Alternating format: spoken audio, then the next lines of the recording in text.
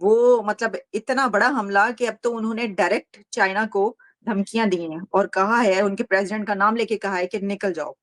तो ये जो हालात हैं इस वक्त बलूचिस्तान। मजीद ब्रिगेड खासतौर पर चीनी अधिकारियों पर हमले के लिए बनाई गई है। शी जिनपिंग हम आपको चेतावनी दे रहे हैं कि तुरंत बलूचिस्तान छोड़ दे, वरना हम आपको ऐसा सबक सिखाएंगे जो आप कभी नहीं भूल पाएंगे।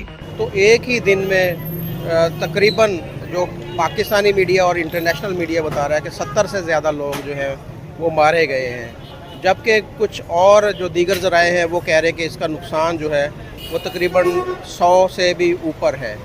तो काम करने देवे, ये मसाइल है। वहाँ पर वसाइल नहीं, हमने देखा कि हॉस्पिटल नहीं है, वहाँ पर स्कूल नहीं है, सड़कें नहीं हैं। स्कूल है ना, कोई अस्पताल है, सही ठीक है, न वहाँ पे मिसाल के और कोई ऐसा काम है। एवोल्यूशनरी प्रोसेस में हम वहाँ उस स्टेज पे आ गए हैं कि ये अब मजीद लीतल होता जाएगा, इसके कोई भी रोल बैक होने के इम्कानात नहीं है।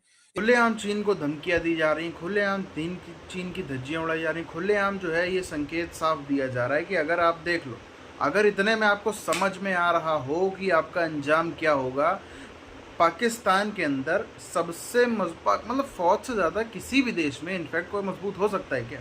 कोई नहीं हो सकता। फ़ौज सबसे स्ट्रॉन्गेस्ट पार्ट होती है किसी भी देश का। कहने को तो वो कहते हैं ना, प्रधानमंत्री एक है, मुख्यमंत्री भारत में 28-29 हैं, बाकी फ़ौजी बहुत सारे होते हैं, लाखों की संख्या होती है, लेकिन फ़ौजी जो माने जाते हैं सबसे ज़्यादा सेफ़। और उसमें भी अगर वो हाई रैंक के हो, कर्नल हो, लेफ्टिनेंट हो, तो वो उनके लिए और सेफ़ माना जाता है।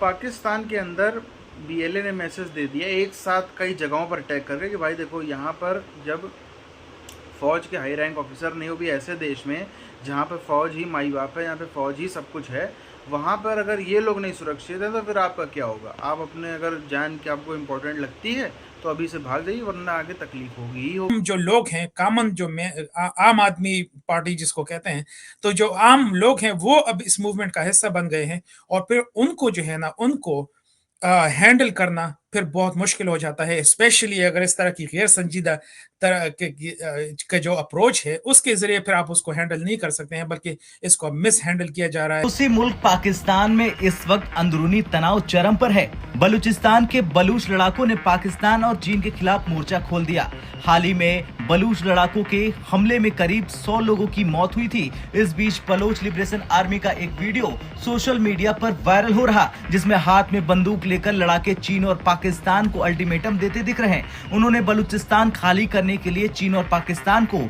मात्र 48 घंटे का वक्त दिया।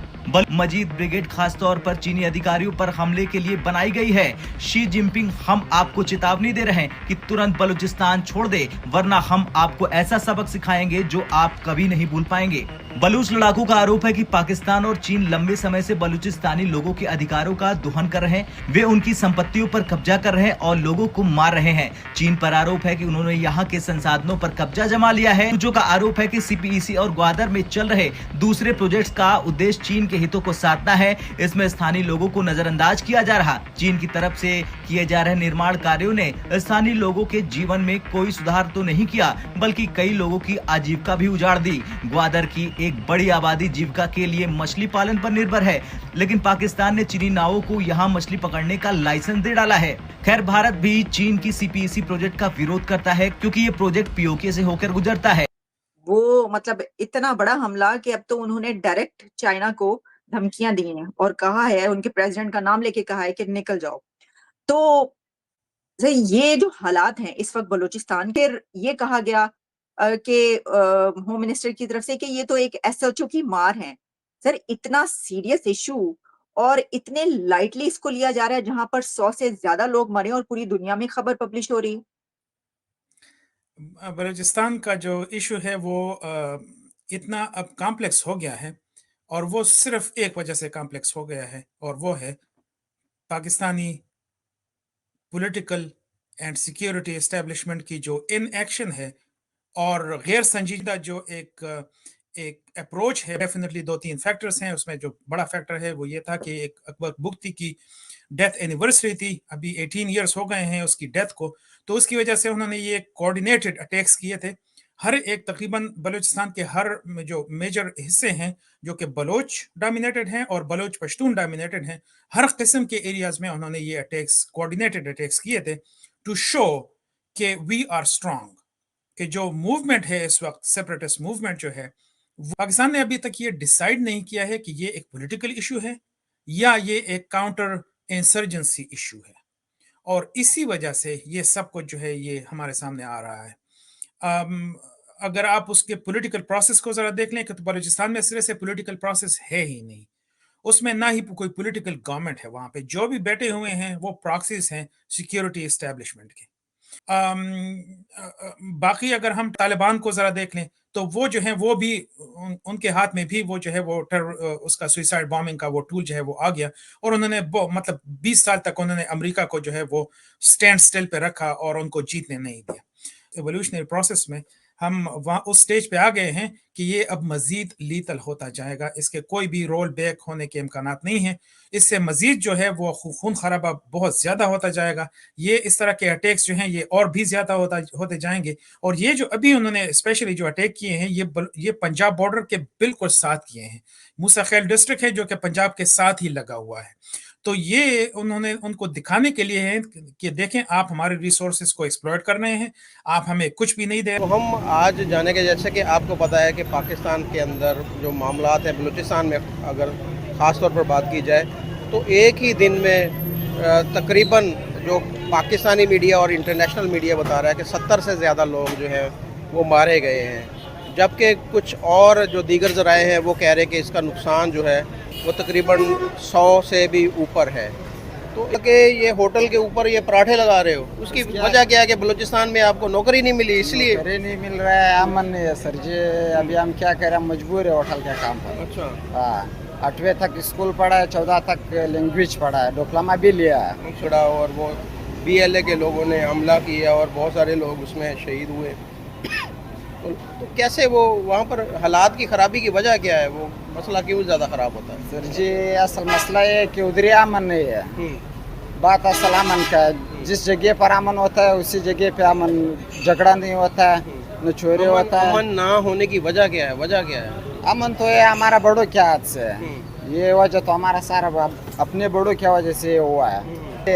इसमें ऐसे बंदे भी है जो शादीशुदा है, हम खुद शादीशुदा है, शादी किया है। आपकी शादी हुई है? जी भाई। आपकी जो बेगम है वो कहाँ पे है? कोयटा में ही है? उधर कोयटा में है। अच्छा। उधर है। तो हम 7-7 महीने 8-8 महीने इधर गुजारते हैं। क्या वजह यही है कि हमको न नौकरी मिलता है न सुकून मिलता है।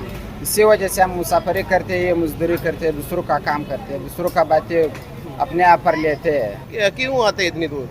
वहाँ पे ये मिसाल के सिस्टम नहीं है, न तालीम का सिस्टम है सही, ठीक है। फिर भी सारे गरीब लोग ऐसे ही, किसी का वालिद साहब बीमार है सही, ठीक है, किसी का घर का खर्चा पूरा नहीं होता है सही है, बस ये बच्चे मिसाल के बोलेगा काम करने देवे, ये मसाइल है। वहाँ पर वसाइल नहीं, हमने देखा कि हॉस्पिटल नहीं है, वहाँ पर स्कूल नहीं है, सड़कें नहीं है। स्कूल है ना, कोई अस्पताल है सही, ठीक है, न वहाँ पे मिसाल के और कोई ऐसा काम है। जिस देश में फौज ना सुरक्षित हो वहाँ पर बाहर वाले क्या सुरक्षित होंगे? बाहर वालों को तो वैसे भी इतना, पाकिस्तान के अंदर ऐसा भी नहीं है कि चीन ने कोई अय्याशी नहीं करी, चीन ने बहुत ऐश काटी है पाकिस्तान के अंदर।